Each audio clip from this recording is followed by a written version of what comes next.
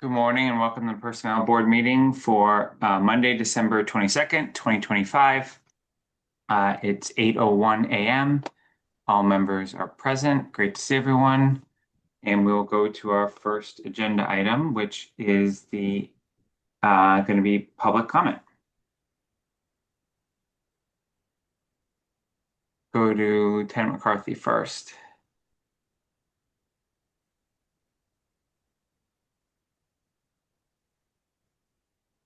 Can everyone see me or hear me? Can hear you. We can't see you, but that's fine. Okay. How's everyone doing this morning? Fine, Good, how are thanks. you? Very Great. well. Doing great. Patriots are in the playoffs. But anyway, I won't take up much of your time, okay? Um, I'm speaking on behalf of the Southborough Police Lieutenants, and I understand that this item is not on today's agenda, and I'm raising it during public comment for the board's awareness. The police lieutenants have historically been included in the town's salary administration plan, and we are currently negotiating an initial collective bargaining agreement. Mm. No contract has been ratified. In reviewing today's meeting packet, we noted that the lieutenant's position and benefits appear redlined, which raised questions for us given the timing. We respectfully request that the existing salary administration plan remain in place until a mutually agreeable and ratified contract is reached. We believe this approach supports a stable and orderly bargaining process, and we would welcome discussions as appropriate to identify potential paths forward prior to a future board discussion. Thank you for your time, and we respectfully ask that this matter be placed on a future agenda. Thanks, everybody. Thank you. Thanks, Juan. Any other public comment? All right, seeing none, we have two sets of meeting minutes, November 17th and November 21st. Were there any comments on either set? I actually had one comment on the meeting for the 17th. Line 53, in the paragraph that describes the request for the professional development funding recreation. Just wondering if we can include the dollar amounts that were discussed, like the initial amount requested and the actual amount that we did approve. It doesn't need to be a long, detailed discussion of everything that happened, but just to document the amount that we approved versus the amount requested, I think would be good to record in the minutes. I completely agree. Are there any other comments on either set? Is everyone okay if I move them together? Yes. Right, then I will move that we approve the November 17, 2025 meeting minutes as edited and the November 21, 2025 meeting minutes as presented. Is there a second? Second. All right. Motion is made and seconded. Any further discussion? Roll call vote. Dorian, Aye. Brian, Aye. John, Aye. Tom, Aye. and I am I as well. So that passes unanimously. Next is employee transition report. Vanessa? Sure. Just want to note the memo in your packet with the resignation of Melanie from our department. We're awfully sad for the rest of us, but really excited that she's moving on to become an assistant town administrator in the town of Brookline. So congratulations to Melanie, and we will wish her well every single day. That is very sad, but obviously an amazing opportunity in front of her as well. Okay. We will go into board discussion and approval. A lot of these, before we go into each of these items, I did spend some time with Mark and Vanessa, when we came up with the agenda. A lot of these items, especially once we get into the SAP discussion, is basically our first impression, right? It's going to be a discussion. I have no intention of taking motions and approving and bringing forward what we're going to bring forward to town meeting. A lot of this, I think, is education for us today of why Mark and others are going to be proposing certain edits and allow the board to say what additional information they want to hear before doing that. And then I know I've received a lot of reach outs from employees wanting to offer feedback on certain sections too. So I would encourage anyone that as we go through some of these items here, particularly for E as in echo, that we take that kind of approach in terms of listening today, providing feedback, but we're not going to take necessarily the final step of action because we don't need to at this point. So 4A is protocol and review of employee classification requests. There's probably a lot of reasons why, but about every week for the last couple of weeks, I've gotten a new request to just regrade a position. This is different than when we have a job description that gets materially altered and amended, which does require us to at least regrade the job description to determine whether it results in a reclassification. Most of the reclassifications are just coming to us with a suggested grading and an incredibly well-rationed reason of why, but unfortunately, that's not how the process works. So what I wanted to do is I did include a few samples in the packet of ones that we have seen, and I do not want any discussion on the individual merits of any single one that we've seen, but I think it was important for you to see examples of them. What I want the board to discuss is how we would like to approach this in the replies to these moving forward. What I think is imperative to start is for me to outline a few facts, especially for some of our newer members, just so that they have a frame of reference in terms of how we proceed with this discussion. So first and foremost, I adamantly believe that the Personnel Board tried to advance this topic a year ago. We proactively put a pay and class survey on the annual town meeting warrant. I realize there are some members that don't like paying consultants to do it, but we had no fair way to do it other than that. And ultimately, we decided that it was best to bring something forward. Town meeting did not support the dollar amount. They did not want to do it early, which now leaves us exactly in the position we're in here, where we have amazing employees with well-rationed discussion about where they should be. And again, I'm not going to weigh in on the merits of any individual one. And we have no independent process to adequately to look at this fairly across all employees. And my personal view is if we do it for one, we need to do it for all, right? In terms of every position continues to see changes. I think that is normal, that positions are nimble and agile in both the public and the private sector. But I think that's an important part of this process as well. So we are bringing forward a pay and class survey again as part of our budget for this year. It is 4 years, so we really, unless the town meeting chooses to authorize or change the SAP, it theoretically should be funded. Of course, there's plenty of reasons why a town meeting may not fund it, in which case Mark and Vanessa would have to find a way to do this without funding.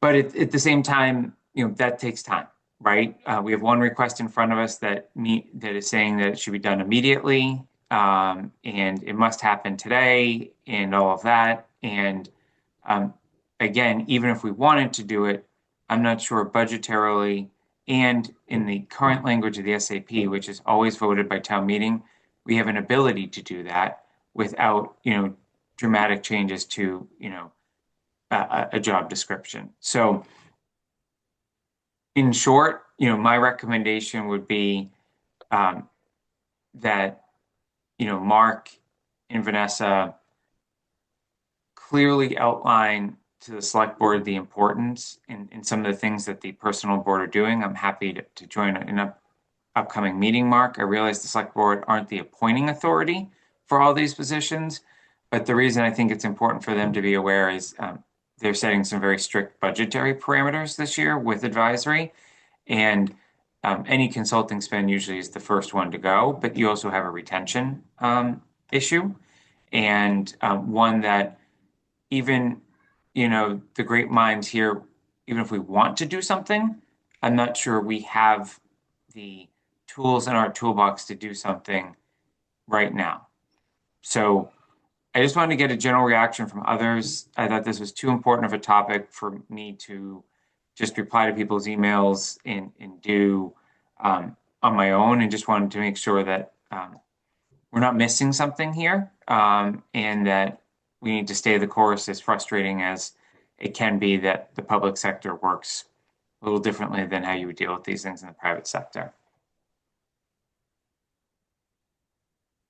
So I'll open up to discussion.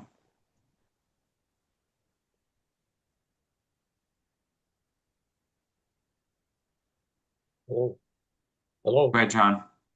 Uh, just to clarify something for me, when these requests for whatever come before us, don't they have to be run before the select board first for their approval before we can do anything? Well, that's a job description, and that is it's the appointing authority. So remember that the select board is not the appointing authority for all positions in the town. So if it's a job description change, then yes, it starts with the appointing authority. The appointing authority reviews and approves the changes to the job description that are being proposed by the department head or supervisor. Then it comes to us, we review the job description, and we also then would review the grading to see if the changes to the job description warrant a change in the grading of the position, which it doesn't always, as we've seen in recent examples. Thank you. Here, I think we have a different situation where items are being brought forward without changes to the job description as well, just solely based on comparable salaries and the like, which I think are well-founded as well. Well, Tom, I see you. Sorry, Go ahead. I'm going to go to Vanessa. I'm going to go to Dorianne, but Tom, I see you talking too. I didn't hear what you said, so I'll come to you next. You're on mute, though. Go to Dorianne. We tried to fix this and the taxpayers said no. We tried to do it a year and a half early. We do have this quadrennial review coming up. Hopefully it does get approved. I believe, my opinion, we should be waiting for that review to be done by professional consultants to review all the job descriptions, the grades, the steps, everything about this, the raises. We should not be handling this right now. I think we have to wait for the review. The taxpayers said no, and I think we have to respect that. Tom, were you trying to say something? Dorian took the words out of my mouth because I remember that meeting where the taxpayers basically voted down, and we serve the town, right? And so my question was, does this, because I'm newer to the committee here, does this come up every year? How No, often I mean, does this come up? it doesn't come up every year. I think we're dealing with this is Jason's analysis. Others can weigh in with their agreement or disagreement with it. I think you're dealing with a few factors. One, we did make some changes in the fall, right? As a stopgap for a few potential situations, which that impacted some of the requests, but not many of the requests, right? And I think in particular, it was the combination of the BA1 and the BA2 positions that certainly have created a few questions for us in terms of other positions and in the impact of those, I'll call it, at higher grades. But I think in general, you also have a situation where the job market is fluid, and like if you just stick the public sector for a second, other municipalities, whether it be towns or cities, do not have as much what I'll call red tape. in terms of just the process. There are amazing benefits that I think come by having an SAP, but I think there's other municipalities whereby there are tools for retention that exist that we don't have, not because of a lack of effort or a lack of trying or a lack of thought around it. We're bound by our municipal charter, right? And I believe there was another article at a more recent town meeting, which was a non-binding article, but was to get the town to look at that, right? It goes well beyond personnel, but we are competing against situations where you don't need boards or town meeting approval for a lot of things. It usually revolves more around an administrator, in an administrator's team that has policies and procedures for equal pay and all the other employment laws that we need to abide by. Here, because we're a public board, it almost creates an avenue to receive a lot more requests along this line, but the ability to act on those requests is incredibly frustrating because we are bound by rules and policy, but also the need for consistency amongst how you deal with these things, as opposed to if I shift to a private sector hat for a second, there isn't consistency, right? There are laws, you have to abide by the laws, and there are budgets, and you make decisions about your talent and team based on those two main items. We have other gates or obstacles in our way here. And it's frustrating because most items that come before us have a ton of merit and are well thought out by those that are bringing them forward. But we're also working with a system that's many years old at this point. Mm-hmm. John, do you have anything before I go to Marnie?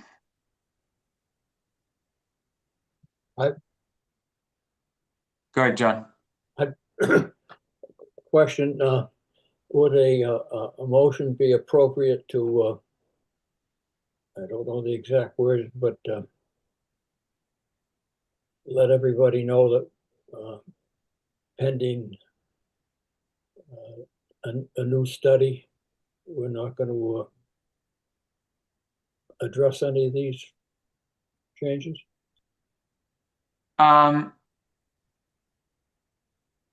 You can always make whatever motion you want to make, right? It has to be second, we can discuss it. I think, but I'll offer a reaction before you decide whether you want to make a motion or not, and welcome that from others. I don't think you want to close the door unilaterally, because there are changes to job descriptions that we should, we have one coming 2 agenda item points down, where there was a change to the job description. We have always, when there were material changes to a job description, we have always looked at that. Now, it has to be really compelling changes to warrant a regrading, and those changes may or may not then actually result, once you calculate the score out, a change. But I wouldn't want to unilaterally say no, but I do want to use this discussion as an education of just the general feeling from the board on these changes. And then I think it is still prudent to bring forward the changes, right? So I don't want to talk about any individual one today. I still think it's important to bring forward whatever proponent is suggesting something and see if they want to continue it. And then we would separately list it on a future agenda for them to discuss it with us. But I think that the bar is going to be very high to even entertain that. And I think energy is far better suited towards trying to work to fix our overall town government and structure system, to fix how we deal with these matters, as opposed to trying to focus on any 1 or 2 employees, because I think that's the fastest way to a true resolution, as opposed to what likely would be a lot of hurt feelings in between, which I have no desire to be part of, to be completely honest, right? It's just not what I think any of us signed up for. So I'm one that kind of runs more towards how do you solution it as opposed to how do you just, as much as I really do think we need to draw a line in the sand without a future solution, I think you work towards solutioning, not piling on to the problem.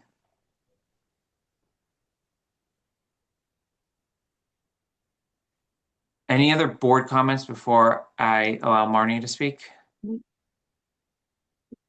All right, Vanessa, if you can give Marnie the ability to speak. Hi, good morning and happy holidays. I wanted to just say I completely respect the process. And Jason, I think what you have suggested, I think it puts you in a very awkward position. And I really appreciate understanding your process and kind of the difference between this private sector, public sector versus the private sector. My question for the committee here is there a repository for job descriptions that exists for anyone to kind of see what exists? And if so, where I might find that? Because I was looking for the town planner. One, I just couldn't find it and I didn't want to burden her. She has a lot of other things on her mind. And the second thing that I would ask is just on recommendations for budget. I have gone ahead and worked with Karina for our budget, and I put it into our budget recommendation for town meeting. And I understand there's a consultant process. That's what we do in the public sector, right? Like I think it's Randstad or however you do this. Like I think it's the right way to go. But if there's recommendations that you have for us. All right, the first one's easy. Please just submit a request to Vanessa. She has all the job descriptions that have been approved by the personnel board and can give you access to where those publicly are. They're all public documents. So you can have town planner and whatever other ones you're looking for. The second one is probably we don't do budgets as much as some of us like budgets. We don't. We're not part of the budgetary process. So I would defer to Mark and Brian Ballantyne if they have any guidance on budgetary process. Before I do that, I just want to comment that usually, let's just say this paying class survey is approved. It takes some time to do it, let's say a couple of months. So the absolute earliest that I could see changes being implemented would be a fall town meeting, which then you'd have to decide whether you want to deal with the budgetary implications of that at fall town meeting or not. These typically are implemented at an annual town meeting, but I think everyone can probably acknowledge time is of the essence. So, you know, I want to give both doors because I don't see a path that this would be in place though for 7/1 of 26, which is when the next budget starts. So Mark, do you have any reaction to Marnie's question on that? I think you kind of framed it, Jason. I agree with the way you framed it. So normally, you know, the budgets are for what we know and what is anticipated for the coming fiscal year. So, you know, this projected increase, you know, may or may not happen. And there's some other things that have to happen first. So I would agree that unless there is a repository of funds that is set aside by town meeting to address any changes from the SAP, from the paying class review, you know, for FY27, so that things could happen as soon as the study is done. Then I think it's going to be a fall town meeting where we would make adjustments, and those would probably, in my mind, at least be retro back to July 1st. Thank you. Okay. Any other items that people want to discuss under 4A? Okay, we will go to 4B, approval of temporary hours under section 13 of the SAP for the recreation department. Vanessa, do you want to give any update here or beyond what we already have, or I don't know if Travis needs to even speak to this, but yeah, Travis is here as an attendee. I'll just give you a quick highlight. We do have an employee out on a short medical leave. So Lisa Novello in the department is working some additional hours during that time. Are there any questions on this? There's a memo in the packet. All right, seeing none, then I'll make a motion to approve the Recreation Department request. Is there a second? Second, Any further discussion? Roll call vote. Dorian, aye. Brian, Aye. John, Abstain. Tom, Aye. and I am I as well. Okay. So that passes unanimously. The next is approve the DPW Business Administrator amended job description and review the classification. I see Bill has his hand up. I don't think we need to bring him over yet, but if you want to bring him over, that's fine. I think there's some steps we have to walk through here first. So first is Bill did come to us last meeting. He did present the job description. We sent him to the appointing authority, select board. Select board, I did make some, what I'll call, in my opinion, Scribner's type edits. I didn't think there was anything material or substantive other than what Bill had previously submitted, which I think was a different job description. So the first item we need to do here is to review and approve the amended job description. So were there any comments or questions on the amended job description?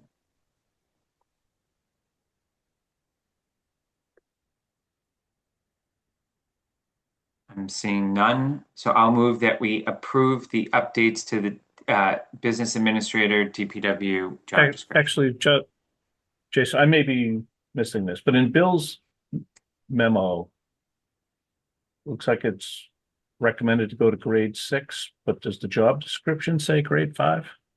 Well, we're just reviewing the job description. Okay. We'll get to the grading in a second. Okay. All right. Sorry. So I think I made a motion and there was a second. So we're doing a vote just on the job description. We'll discuss the grading in a second. Okay. So who seconded my motion? I'll second. Okay. Roll call vote. Dorian, Aye. Brian, Aye. John, I'll abstain. Tom, Aye. and I am I as well. Okay.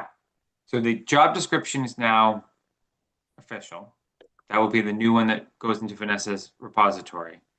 And because we have a new job description, we did go ahead and grade it under the assumption that that would pass, given we had already had a discussion on it. So Bill is welcome to come over.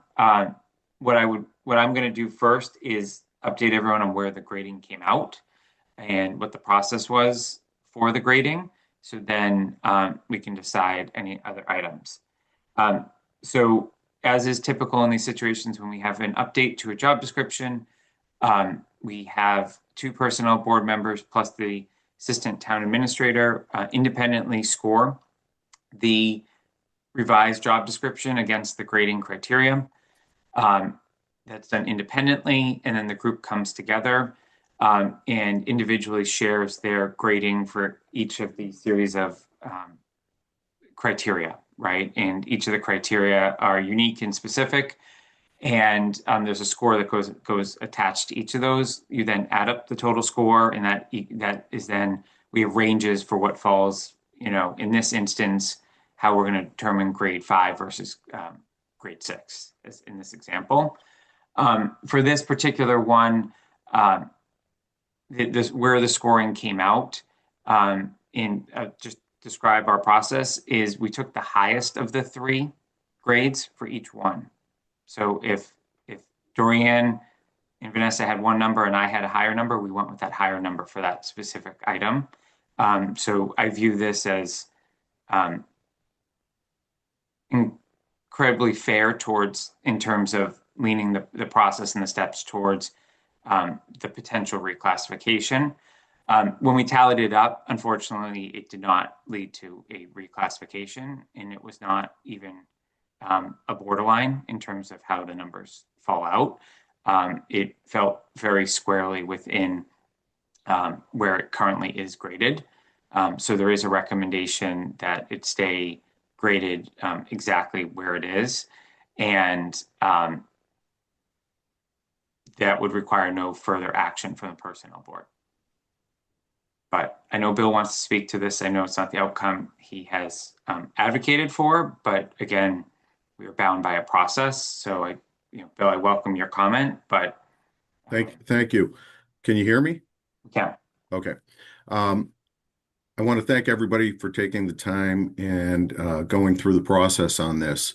I do want to illustrate that this poses problems, in my opinion, in terms of the personnel board's process. We have two positions that have the same grade level, where one effectively functions as a clerk and the other effectively functions as an office manager. So to me, that signals that the personnel board, there's a problem with your scoring. I'm told through Mark that this is a proprietary quote unquote process. I would like as much information I can get on the scoring process. I've gone through this process in two other communities, and each of those other communities, I've been included in the process, the scoring process, to answer questions for the scorers and the personnel board. And that did not happen here, and I'm curious why that might be. If the scoring process being proprietary is, a black box you enter a number into or a ranking into, that can be preserved even if I'm in the room participating. I just find it to be there's a level of lack of transparency, and in my opinion, there's a problem because this is clear orders of magnitude difference in performance of duties.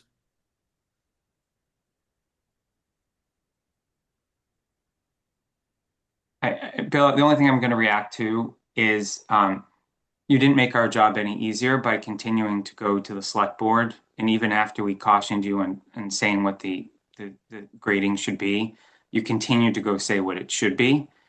I absolutely value the contributions of every employee. And I realize you're in a unique situation in your department with two employees that are now sharing the same grade. But it doesn't help our process by being told the answer that you want. I would give everyone a grade 9 if I could. I think we all would, right? But unfortunately, that's not how this works. And I thought the job description is one of the two parties that was involved. The job description was very clear. I knew exactly what I was grading. I'm happy, and I do think there is a distance between the two job descriptions. Unfortunately, the distance still falls in the same category. Because what I did, and I don't know if Dorian and Vanessa did this, but I actually looked at the other job description and scored it myself. That wasn't something we're being asked to do. But I know, I hear your concern, and I can tell you there is a difference in where the grading would come out. The grading is just not different enough. There are certainly things in the job description that, had they been worded or done differently, in actually were actions performed by that employee, certainly would have moved it to a 6, but that's not there. And obviously, it's a slippery slope when you start going down a path of trying to fit that round peg in the round hole, right? And kind of leading the witness to the answer you want to get to, as opposed to what actually is happening with the position. So it's an incredibly difficult position for me to be in personally, and I don't want to speak for Dorian or Vanessa.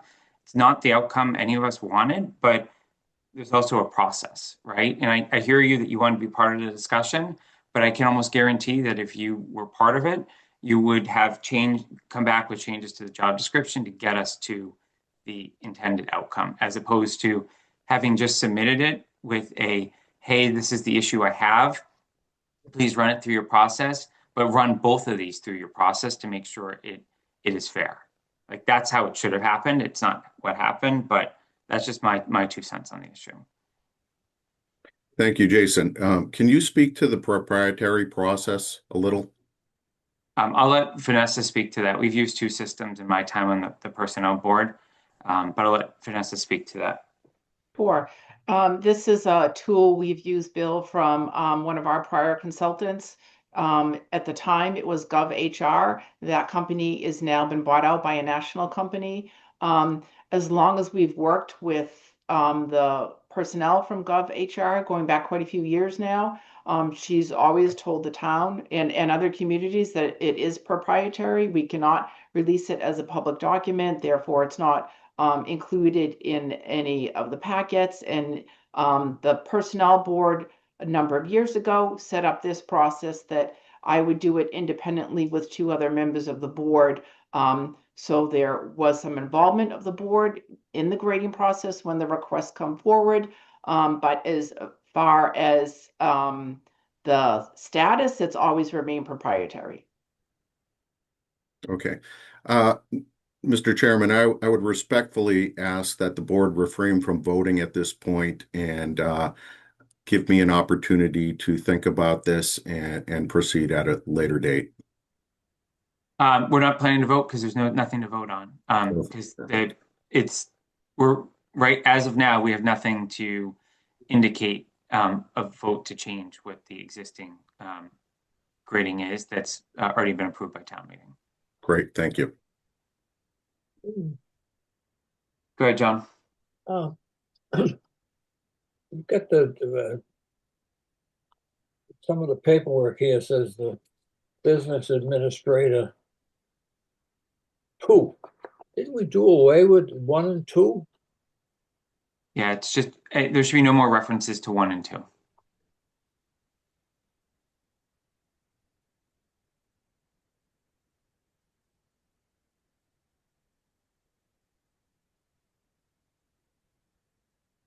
Are there any other questions on 4C? Let's go to 4D, which is approving the FY27 personnel board budget.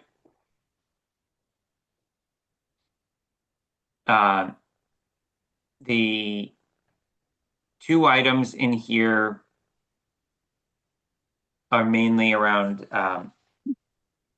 consulting fees, which is for the topic I think we've been talking about this entire meeting, and the workplace development budget, which is $4,500 compared to our existing of $12,000 for this year. So I'm going to start on what I believe is actually the easier but harder one, is the workplace development. I think this is again a slap in the face to follow the select board's budgetary guidance on this. As a reminder, their budgetary guidance was to use what was approved last year. Sorry, what was used in the prior fiscal year, and it's ignoring what was actually already approved by town meeting for this year. So my recommendation would be that we fall outside of the budgetary guidance, submit $12,000 for workplace development on that line, include a accompanying memo from the chair saying that we're asking to stay level to the current fiscal year's budget as opposed to using 2 prior years ago actuals at that point, and give a rationale for why we think workplace development is important.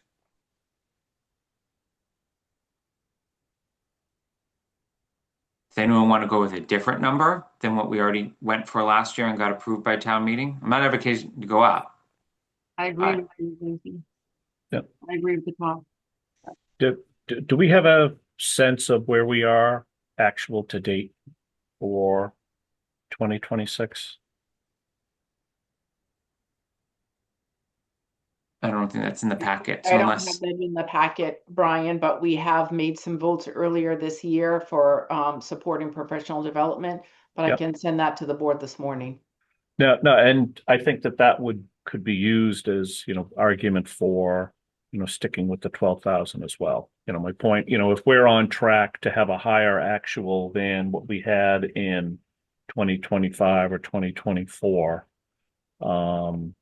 then I think that would be, again, more documentation for us to provide to substantiate our request to keep it at the 12,000.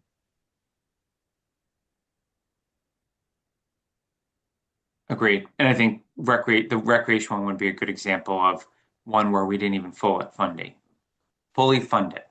Correct. Okay. And then Vanessa, Mark, we feel good about the 25 is the right number for the paying class, and we think putting it in the operating budget, even though yield a one-time jump, is the right answer based on everything else you're dealing with. We do. The one question I wanted to pose to the board was whether you wanted to treat this as a warrant article, so it could perhaps be drawn from free cash and we could start, right after town meeting instead of waiting till April 1st, if approved by town meeting.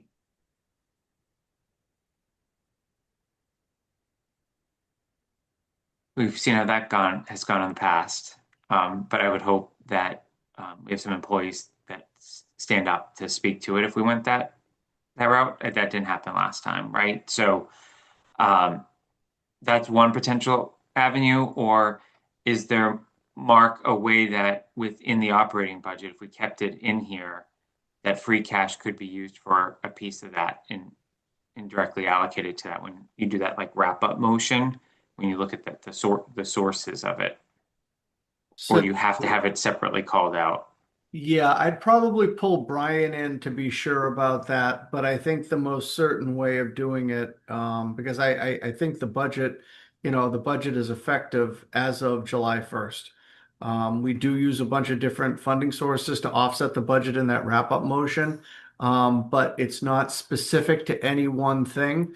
If we were to carve out the paying class study into a separate article, fund it through free cash, we have town meeting on April 11th, we finish on the 11th, then, we can begin to move forward on April 13th and, have this study well underway before the fiscal year is over. Brian, do you want to add anything to that? Can you hear me? Oh, sorry. I'm going to go to Brian Ballantyne first, and I'll come back to Brian Shea. Oh, I'm sorry.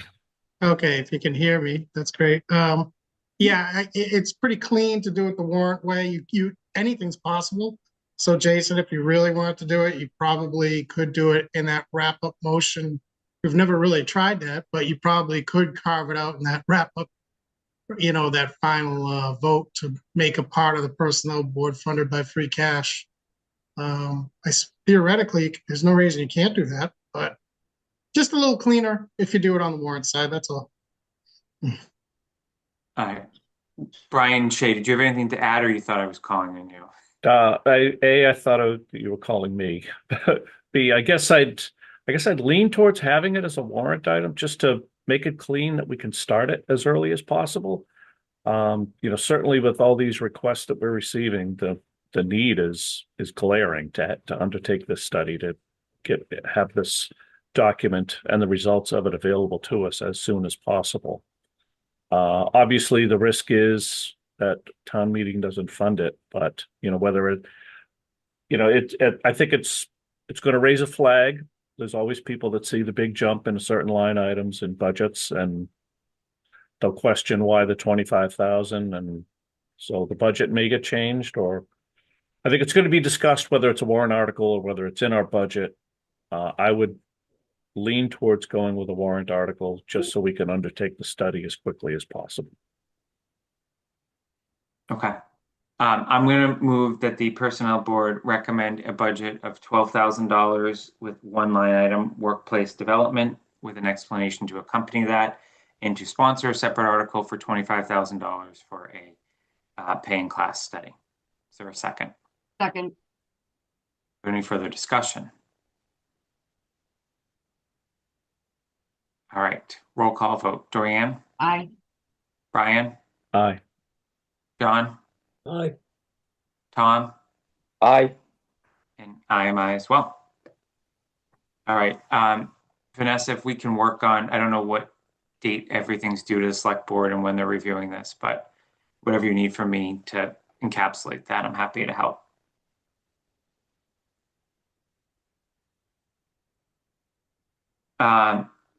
Okay, so 4E is, I guess, our first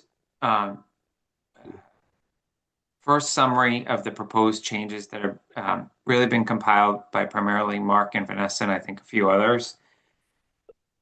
I think our goal here today is to let them know what we'll go in kind of sequential order, but what additional information you'll need to officially take a vote one way or another on each of these. And unfortunately, just due procedurally, I did pull there are 3 stipends that are being recommended. I pulled one down to the bottom of the agenda that I don't plan to be part of. So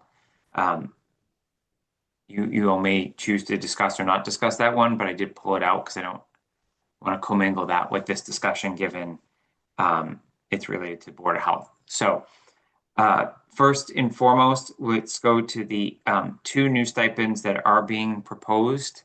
So Mark, who's going to speak to Records Access Officer, you or Jim? I'm fine to start, and if Jim wants to jump in, he can.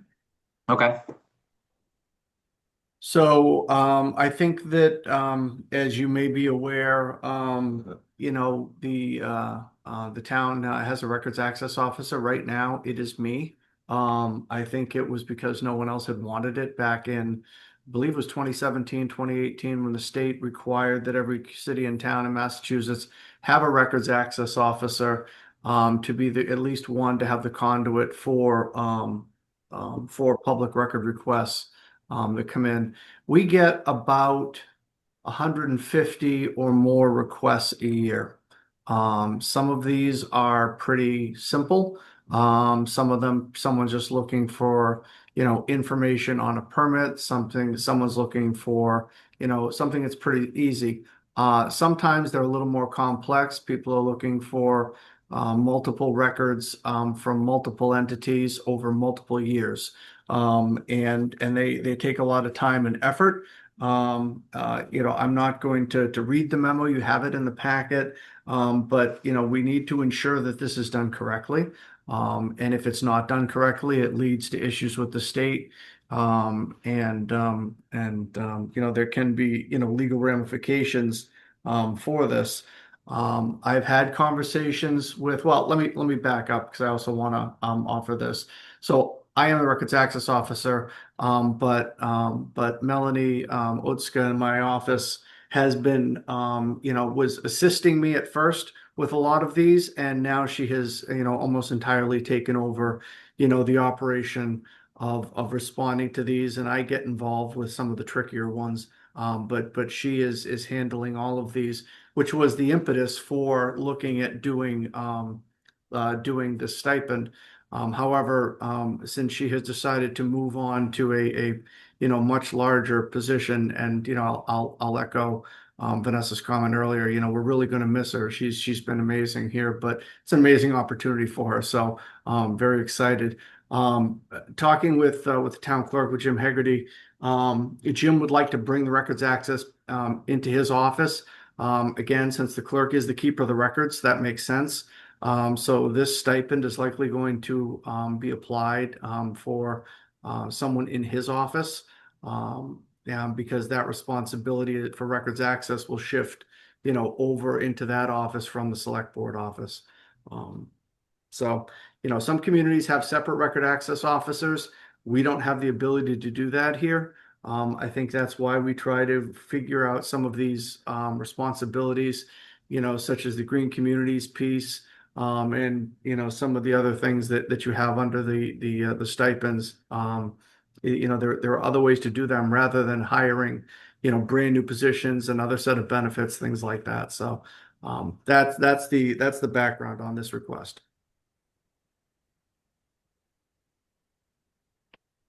Just a question is, with some of these, just given how some of these stipends are coming about now, what is going to be the mechanism to designate the position that's actually getting the stipend on an annual basis and what budget it's going into? Because I think in some of these, we've seen the roles flip between departments over the years, which makes sense, right, based on who's in what role. But is there a process around that, maybe more broadly? So I think one of the things that, and when we, you know, if the board wants to take the time, and like I said, I think Vanessa can walk through some of the suggested changes in the bylaw this morning, but one of the things in the bylaw with the stipends that we did not recommend as a change at this point, but I do think we need to look at, it simply lists the title of the stipend and the amount. There is no language around to some of the things that you're talking about, Jason, as to how the, how it's assigned, whether you can assign more than one, how it's to be paid out. And I really think that, we've tried to handle most of those on a case-by-case basis, but with some level of consistency. So I really think that, we may want to go back and given your comment, the board may agree, that we should put some language and some fences around, how they're assigned, by who and how they're paid out.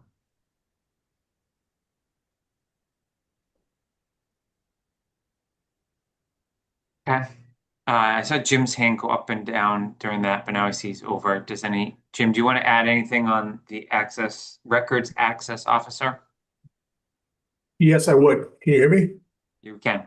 Okay, good morning. I agree with everything Mark said, and the statutory authority for appointing the record access officer falls within the select board's purview. If this is approved, the stipend would be added to the salary full-time account for the town clerk's office, and the stipend would be applied to the deputy town clerk, not to me. Right? So I'm advocating I don't get a dime out of this. I'm very familiar with how other towns apply this. Some have full-time RAOs, some it's split up. And this is an incredibly complex role. Some of the requests are very simple things. I'd like copies of permits for 123 Main Street. That's at one end of the spectrum. The other end of the spectrum, to be perfectly candid, there are people that request every piece of paper that's ever come through the building for whatever their purposes are. There are people that have requested a zillion emails from many, many employees. So the person, the RAO, is tasked not just with coordinating the responses, but the RAO has to review the personal emails and texts of, for example, your board. Could be your personal cell phones if they were text related or whatever the deal is. And that's a big responsibility for two reasons. One, to ensure they comply with the request, but two, to protect your privacy. I'm gonna make a hypothetical. Let's say somebody requested my texts. I give them for a range with my emails. And then that I happen to talk about a family member who has cancer. All right, that actually happened in an email that somebody sent to me, and I replied back to them about my granddaughter who was ill. And if that wasn't caught, that's a big deal.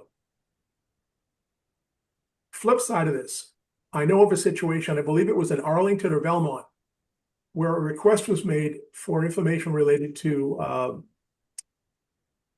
it went to the schools about expenses related to special education, and they were interested primarily in what they thought were high transportation rates. And inadvertently, when those records were released, they released the records that showed the child who was being transported and talked about that child's medical condition, and the town was sued for that. So I think this is a very, very significant responsibility to give to somebody, and there are very specific, hard time constraints to get this done. This is a really big job, and it's a big responsibility. And that's all I really wanted to share. Thank you. Thanks, Jim. Questions from the board, John? How much of Melanie's time was spent on this, Mark? So it's a little hard you can't say she's spending X amount of hours per week because it depends on what's coming in. As Jim had said, if it's a small request, John, those can be taken care of pretty quickly. We have one now that, again, is dealing with multiple municipal officials over multiple years. That will take, and I'm involved in that one too, that is taking hours and hours of time. So it really depends. It's an ebb and flow. big ones never come in when you want them to come in because you got everything else going on.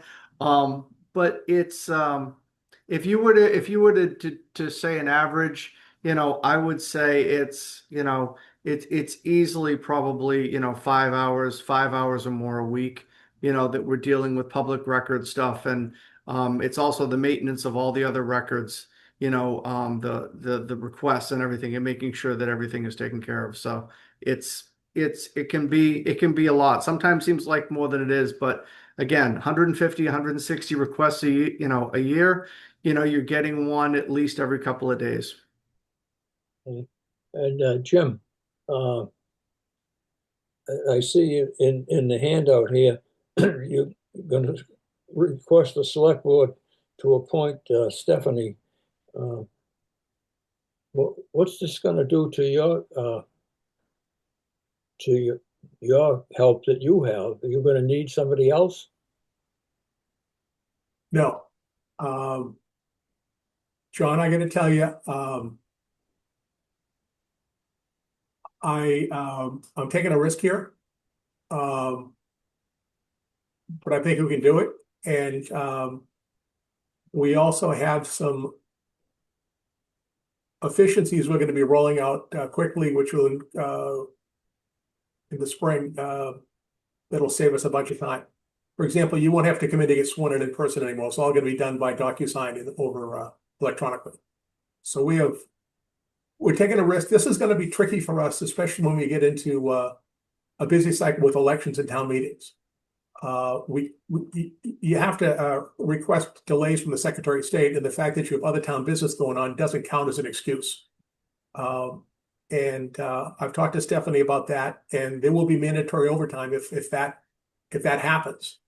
But I don't think we need extra staffing to make this work. Thank you. Questions on this one? All right, let's go to certified government accountant.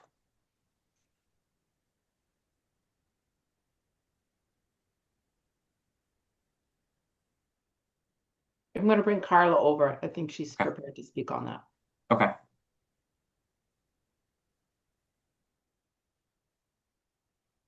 Hi, good morning. Morning. Thank you for entertaining my request. In the packet, I supplied a memo stating that there was Mass General Law that supports a stipend for treasurer and assessor, but there isn't a Mass General Law that supports it for an accountant. I myself am a certified government accountant, but I'm looking for this stipend for my assistant who will be sitting for the exam in March. So I'm just trying to get the stipend in place for that opportunity for her to encourage professional development and to have parity among the financial departments. Any questions for Carla on this one?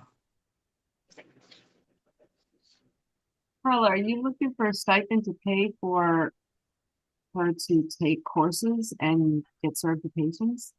No. So how the certification stipend works for the assessors and the treasurers, when people are certified, they will then get the stipend. Again, Mass General Law supports it for the other two departments. So this is actually above and beyond when you're certified, a stipend that would be recurring. Did I answer that for you? Yes, I'm good. Thank you. Okay, thank you. Other questions or comments on that one? I would say if anyone does think of something after this meeting, but before the next meeting, my intention would be that we would vote on these two particular items at the next meeting. So if you need anything else to inform your vote, please certainly reach out to Jim or Carla in the meantime. Okay. Could I just ask one question, Jason? Good, Brian.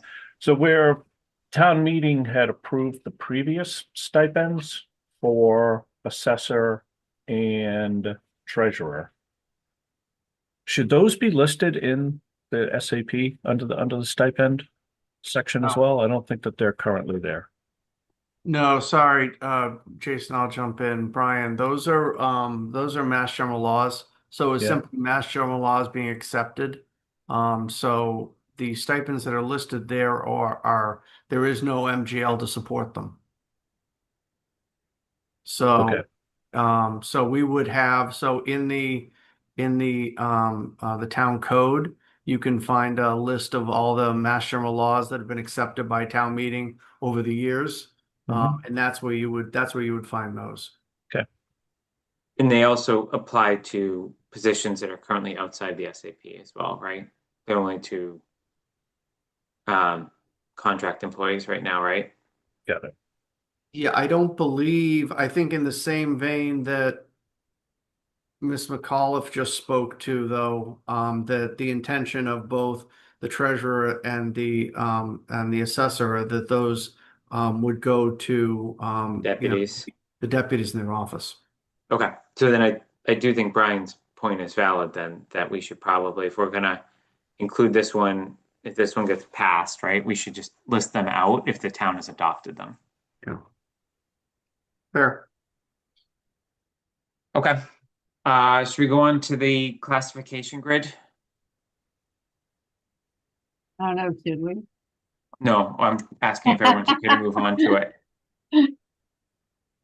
So this is just more of a formality, I think, at this point, to crystallize our prior vote around, I'll call it the cost of living adjustment. We already had the 2% step adjustment in there. So this is what is intended to be in the warrant. And it's just an update on that. So just to clarify, this is the 3% adjustment that we voted on the rates from what are currently in the grid. Correct. Because the grid already accomplishes a 2%. So basically, they took every number and multiplied it by 3. Okay. Vanessa, I did not audit this, but I assume multiple eyes have, like, if this just went through the treasurer's office, let's have the accountant's office look at it, or some independent. Yes, it was prepared by the finance director, and a number of other people have looked at it. Okay. Well, if they have all these people to all the certifications that they've earned, take a good look at this to make sure the math is right. Sorry, did I cut you off, Brian? No. Okay. All right. So then we have recommended edits from the personnel director. So Mark, Vanessa, and anyone else you think are appropriate, can you just walk us through what you've proposed here thus far, the origin or rationale for it? And I'd really stick to items that are of substance, not items that are like changing years and stuff like that. So anything of, hey, we identified a problem, this is what we're proposing or discussing with Labor Council, I think would be important just for the board to hear why it rose to kind of the level to require a change. Sure. Mark, do you want to jump in, or do you want me to do this? You did the majority of the work with this and everything in that, and I think you'll do it much more succinctly than I would. Feel free to jump in. Promise. So, as you said, Brian, there's, dates that need to be updated, a number of sections need to be renumbered. So, we're taking care of all that, at the very end, in the board's final approval. But some of the other highlights are that we added a definition for transfer that came up earlier this year, and we noticed with Labor Council that was not included in definitions. So we wanted to take care of that. I'll start out by saying Labor Council has done a preliminary review already of all of these things and agrees with them. We'll give her obviously a chance to, again, look at the final draft of the SAP that goes into the warrant. Another thing we did was we combined the section 3 and the old section 4. It was some very similar language. We wanted to also, it's always been very confusing about when you do have a job description or a reclassification request, Do you come to the personnel board first to approve the job description, or do you go to your appointing authority board or your department head first to talk about funding and, get agreement that this is all a good idea? So we wanted to put in writing officially that you go to your, the department weighs in first to agree that this is a good change and a positive change, and then come to the personnel board for approval of the job description and perhaps a grading. But all of that still is dependent on getting approval at the next town meeting. You'll also notice a reference to the Fair Labor Standards Act and the payment of overtime. That's just, noting that it's a language that is part of the federal law. It's in the employee handbook, but we noticed this year that it was not included in the SAP. So we thought we should reference it there. Let's see. Another sort of, logistical thing. We used to spell out appointing authority or, your board, your commission, and so forth. We wanted to just be more efficient and change that term to appointing authority throughout the SAP. One of the larger changes here is, and this is obviously for deliberation upon the board, is there are a number today. In fact, you had to approve the approval for Lisa Novello to work some additional hours in her department. A lot of times we're having to go to the board for approval, even though the department has already approved something. Sometimes that might be for a special meeting. So we're trying to not have to bring everything to the board if it's really just a ratification. So we have suggested that we change approval of the personnel board to notification to minimize the amount of adding to the length of the meeting or requiring a special meeting. There's a section about that we did pull out, if the board agrees, delete budget language. That's been in here as long as I've worked here. The personnel board, of course, does have their own budget. It's a pretty, small budget when you look at the rest of our department budgets. And that's something that's managed by the finance director normally anyhow. So we didn't think it really needed to be stated here in the SAP. So that's obviously for the board to consider. Now that the 3-week vacation is the minimum based on your prior town meeting vote, we did remove any language that relates to getting approval from the board for 3 weeks vacation for new employees. We did make a small adjustment in bereavement language that Mark, as the personnel director, if it's appropriate, could approve 2 additional days in that particular section. Another bit of a larger change that we've talked about before, but it never gone all the way with, was the acting department head section. We wanted to make sure that this was applicable to other employees who might not be a department head. David Berry, a number of times has been called on to do the payroll, as well as, his own job, and been incredibly thorough and dedicated in that. And we felt like in situations like that, that the employee should also be able to take advantage of that very small adjustment in pay when they're doing multiple jobs, even though they might not be the department head. The salary study, it did say every 4 years. I'm sorry, every federal election, but that's occurring more often. So we wanted, and as we did earlier this year, there have been instances where we tried to do the salary study a little bit earlier. So we wanted to modify language in that section. As noted earlier, we are recommending that the police lieutenant language come out. Certainly, we'll talk about that further at the next meeting, depending on those contract negotiations. We're also noting that the building commissioner, our new building commissioner, Mark Robideau, does have an employment contract with the select board. So we added the asterisk after that. We already talked about the new grid, and you're in discussion about the stipends that were suggested. So that's kind of the highlights. And I'm starting to prepare that handout that we normally have for town meeting that runs down every section and numbers them and explains why the modification is being recommended, depending on the board's final vote. When do you think you're going to have that, Vanessa? I can have that for the next meeting for sure. Okay. So just from a process perspective, I think Once we have that, we should publish it and send it to all employees as well.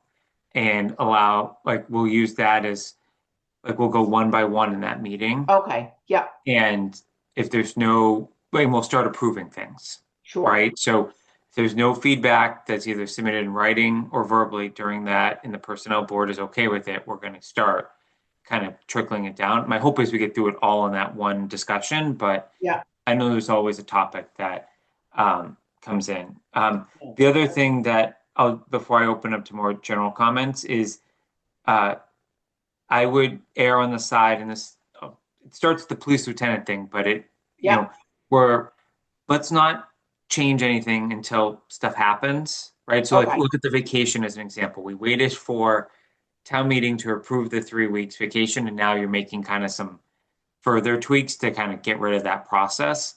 Like, let's do the same thing. And if the union does come to an agreement with the town, then a subsequent town meeting can remove the lieutenants. I don't think there's going to be, I imagine there are some legal language that'll be in the union contract, if ratified, that would basically null and void anything that sits in the SAP to begin with in this interim time period sort of thing. I'll But take care of that today. Yep. obviously, if you have a contract in January and it's signed, then maybe we'll move forward with what you've proposed. But I just think in general, I'm using it as an example, but I think there's a few other items in here. Let's not get too far ahead, just so we don't create any optics issues. Were there any questions today from the board on any of these items? Yeah. Go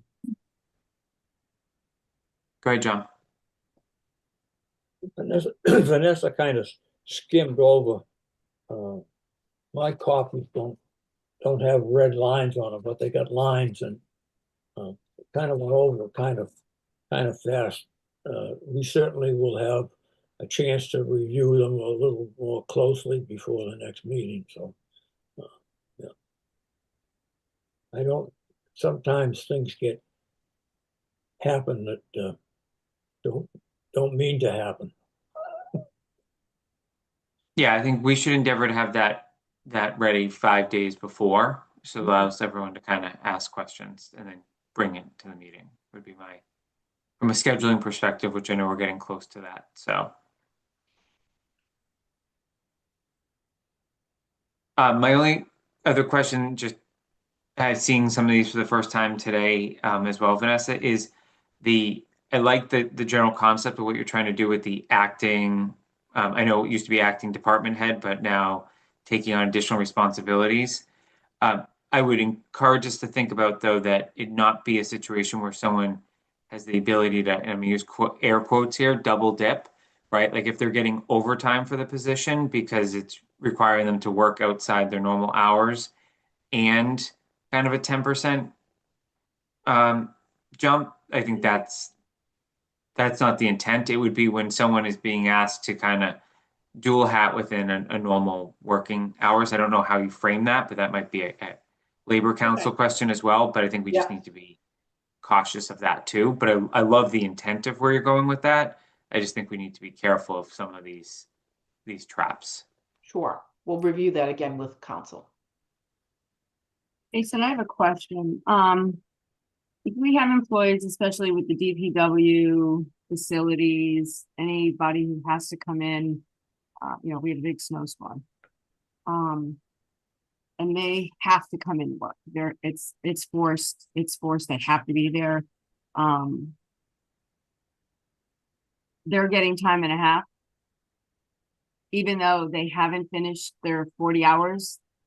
So what if there's a storm in the middle of the week and they have to come in on a Sunday to work because they have to snowplow, but it's not part of their 40 hours? Like, how is that working? Are we just paying them time and a half when they have to come in on a holiday or in that situation? Or are we holding them to, you have to have 40 hours and then you get time and a half? Well, I'm only going to allow about how this is written. I'm only going to allow an answer as it relates to the facilities department. The DPW contract would because they're a union, right? So Okay, if you're okay. referring to union employees that come in, I'm not going to answer that because that should be outlined in whatever Mark negotiates. Okay, no, that's fine. So you're asking if using your example of a SAP employee, let's take the department off, an SAP employee that's normally a 40-hour-a-week employee has to come in off time, right? Like on a weekend because there's an emergency issue that deems that. How are Right. they compensated? Mark, Brian, Vanessa, who wants to answer that? Brian Ballantyne, that is, not Brian Shea. So there is language that accommodates that for some of our facilities employees. We do have people who are on call, who, would come in, and then would be paid overtime, for the time that they do come in, working over 40. Again, I get your point, Dorian, is that, if a storm happens on a Wednesday, you haven't worked 40 hours in the week yet. But assuming that you're working the rest of the week, those hours, you're going to work more than 40. And so anything over 40 is going to be at overtime. It is assumed that those extra hours, on that day, beyond 8, are going to be counted as overtime. Okay, so what if it's a holiday and they have to come in? Are they getting, because they're coming in on a holiday, are they getting the time and a half for the full time they're on for that day? Or again, are we holding them to the 40? It's not really clear here. That's why I'm asking. So if they haven't worked the 40 hours because the holiday falls in the middle of the week and whatever, but they have to come in, they get called in for an emergency. Are we paying them time and a half for coming in on that holiday? Or are we paying them straight time until they hit the 40 hours to get to overtime? We're not going to go back and forth on this one anymore. Let's take I'm that as a trying to question. understand this, Jason. It's not written clearly for me, so I'm trying to understand how this is handled. That's Yeah, let's Dorian, let's- let me send you something offline. yeah. okay. Thank you. Yeah. I'm just And trying then- to understand. That's all. And Thank then you. once you have that, you can decide with Mark whether something needs to be changed. But I think I would Okay. go to how is this working from a payroll perspective, and is there a known issue that I think we're circling an airport here without a good landing path in terms of I need to understand what the issue is first and whether there's actually an issue here or it's the wording or is it the practice or the execution. All All right. Are there any other questions on the edits today? Okay. So next steps here are obviously we have that one to do that Dorian has a question on. Vanessa's going to prepare kind of a side-by-side. We're going to get feedback from employees. We'll have feedback from the board, and we'll start taking positions on them in our January meeting.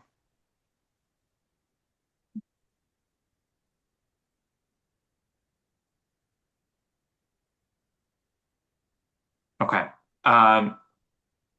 Let's go to, is there any other business for today?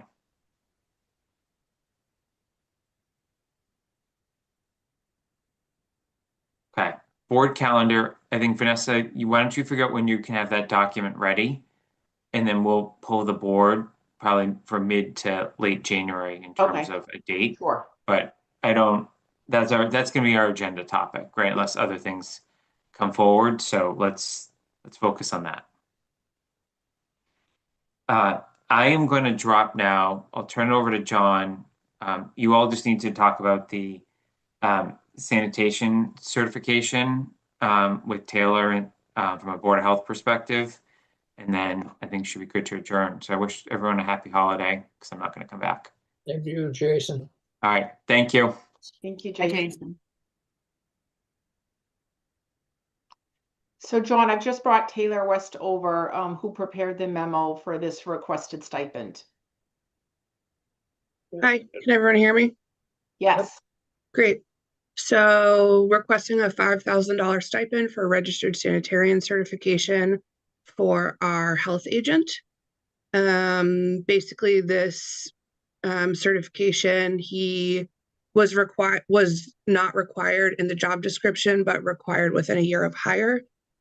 Chris, our current health agent, successfully passed his exam at the beginning of this year and allows us to have expanded inspection capabilities in the health department. Chris is a shared employee between Northborough and Southborough. So if this was approved, Northborough would reimburse for half of the stipend. This exam is extremely hard to pass on the first try. Just thought I would throw that plug in there. Only about 13% of people pass on the first try. So we're extremely proud of Chris for that. I included in the memo more details and the requirements to even sit for the exam itself and a comparison to the current Greater Boroughs salary as well, to just to show some more justification. So if anyone has any questions, please let me know. Did the Board of Health vote on December 9th to support this addition? They did. They passed unanimously.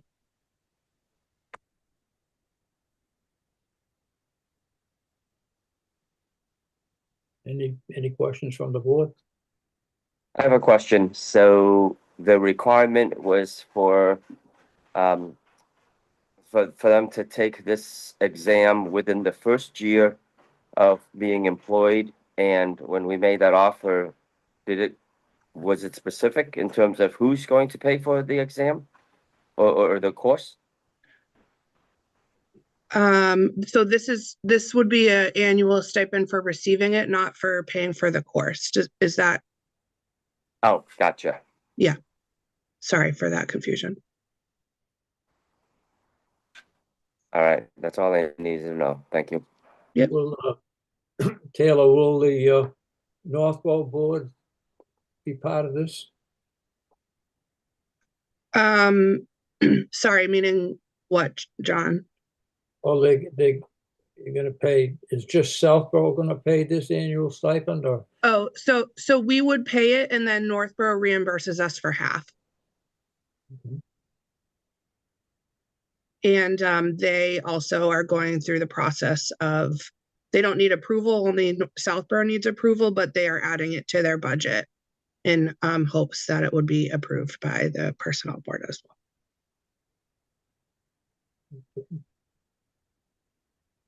So there's no guarantee that they're gonna pay half of the stipend. Because we don't Right. have an approval from them yet. Right.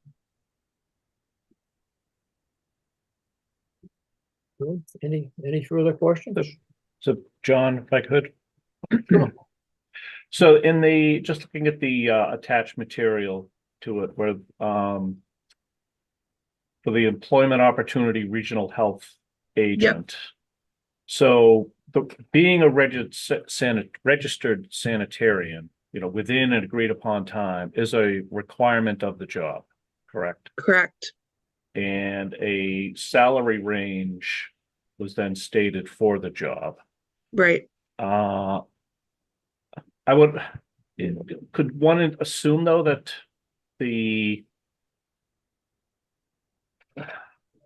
this stipend amount that we're looking for should already be included within that salary range?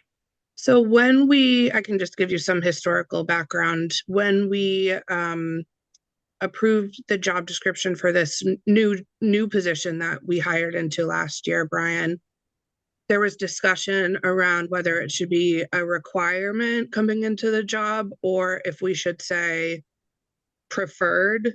And I think it affected the grade a little bit based off whether it was a firm requirement or not. I am not looking to change the grade or the job description because I think it kind of put some barriers on who would apply if we were to have to rehire. So I think that's why we're looking for a stipend saying, okay, great. This employee successfully passed this extremely hard certification, and we would like to reward that if possible.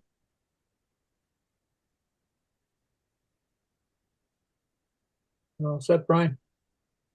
Yeah, and just to be clear on timing on all this, is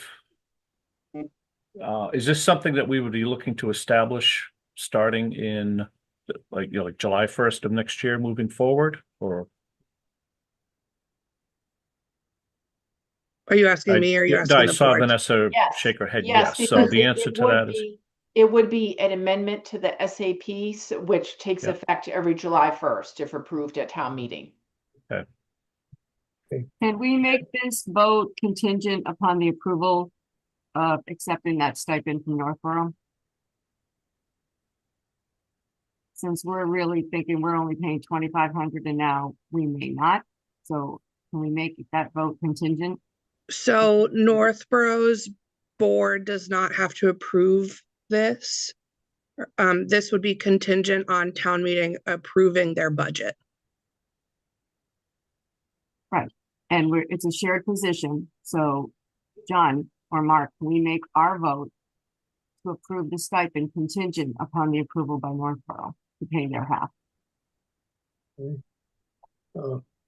Further question, Taylor, we have eligibility requirements from the NEHA. Does Craig meet these? Yes, he met those to sit for the exam, which he successfully passed. All right, so Dorian, how do you want to word this? Just make the vote contingent, if we approve it, that it's contingent upon the acceptance of Northborough at their town meeting, paying their half. Otherwise, I think we should revisit whether we want to pay the full stipend on our own. Can you put that in the form of a motion?